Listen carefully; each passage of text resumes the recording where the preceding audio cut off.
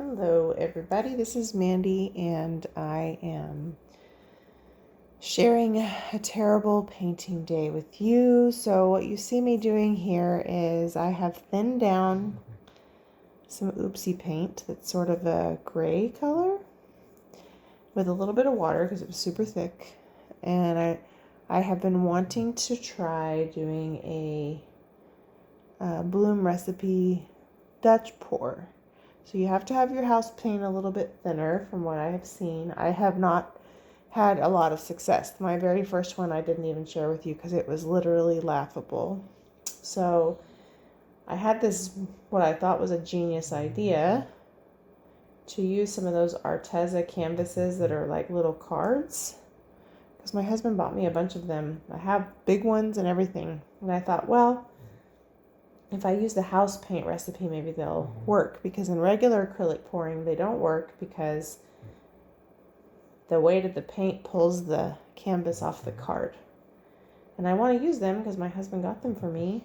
And so I thought, well, I'll try a Bloomrecipe Dutch pour on them, and I'm sure it'll be fine because the house paint dries fast. So that's what I'm doing here. So I'm spreading the paint out so I can cover my edges. I left way too much paint in the middle because I was like, how much should I leave? I got to be able to move the paint around. I can't overstretch it, but I can't leave too much. And I did leave too much. So I'm just going to tell you that right now. So this is an 11 by 14. All I'm doing right there is just moving that base paint around. So if you're looking for someone who's done these successfully, Tammy does a great job of these, Tammy Anderson. And I've seen Erica Hughes do some, I've seen Saskia do some. So this is also a really fun way to incorporate pigments and things that don't always do great in a Dutch pour,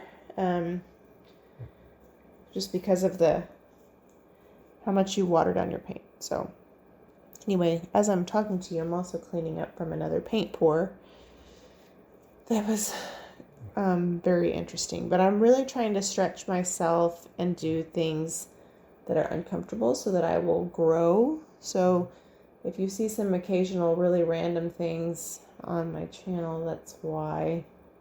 So now we've got that base paint down. That's some oopsie paint I got at Lowe's. It's Valspar paint, so it's pretty decent paint. So I'm just going to lay colors down the middle, and I'm going to try to use my new little blow dryer I've been practicing with. Tammy said it's great for Dutch pours, and I can see why. Just I left too much pillow down, so you'll see.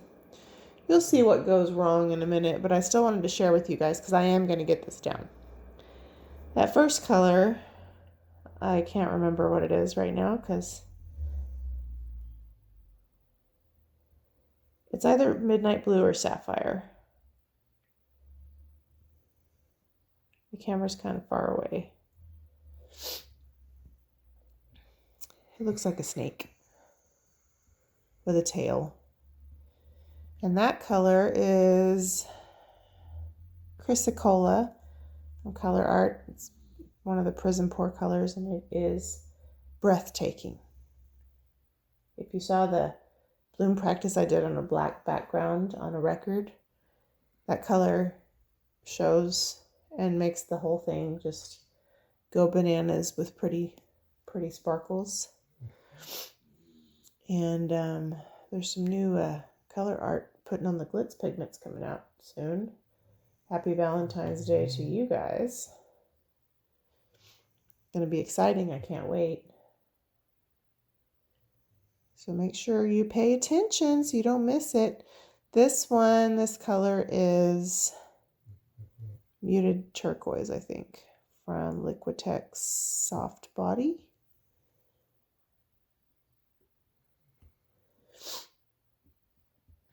I think I have paint out from all over the place. If it's not, then it's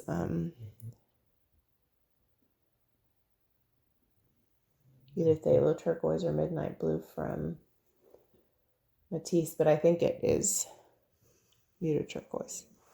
I really like these colors together, by the way. I hope I do remember what I actually use, so when I try to duplicate it, I can do so.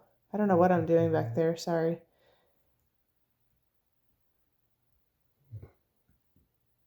This is Wine and Roses from Colourarte. One of my favorites ever. That and Blissful Bordeaux, which is part of the Putting on the Glitz set. And Boom Red. I am a fan of all of those. And I use them all often. So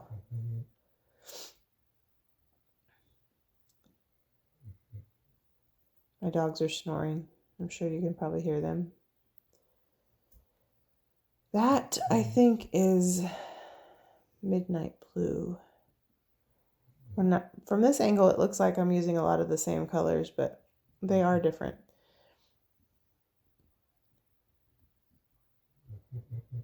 I'm popping bubbles. I also have some cell activator mixed up that is not super fresh for blooms, but it is okay for swipes and it is okay for this kind of thing. So that's another reason I'm kind of trying to challenge myself to step out of my comfort zone a little bit, because I also need to kind of use some of that stuff up, make a fresh batch. You know, we were out of town for a week, so I have stuff that I mixed before then and I didn't get to use it all. So we're going to use a white cell activator and we're just going to blow it out and see what happens. I already know what's going to happen, but I don't want to be like a spoiler, you know, for you guys. And I appreciate you watching and going on these journeys with me, even when things don't turn out super great. So this is a little miniature hair dryer, but it is pretty powerful. It was originally recommended by Tammy. She uses it on her channel. I think she calls this one Miss Flo. And so when she was raving about it on her channel for how it worked with Dutch pours, my Dutch pours have not been great lately. And as a result, I haven't done one in a long time. And I need to, because I love them. And I have done beautiful ones in the past. It's just, you know, when you have a bad paint pouring day and everything goes wrong, like whatever traumatized you, you kind of want to not do for the next little bit until you just get really good and determined. It's like you have to squeeze a win in there, here and there. So sometimes I'll just pour on a coaster just so I can have a win. So it's hard for you to see from up here. That thing does do a good job blowing out, especially because the paint is thick, you know. So I'm trying to help it in some places. So from up here, you can see that the left side, or the top, has a lot more color. Well, the reason for that is there's too much pillow paint underneath the color. So some of it, when we blew it out, it kind of blew out underneath the paint, underneath the color. So I'm trying to blow on it to get some of it to come out. And it does, but then I also realized there's way too much paint right here. It's going to crack. So I start trying to tilt it like you can do that on a Dutch pour. You can't do that. And it kind of starts to mess with the composition. And then I'm like, oh crap, I can't do that. So then I keep trying to mess with it and blowing it. And it's not fluid enough because it's not a regular Dutch pour. So I learned a few things. I'm probably going to have to thin it down more.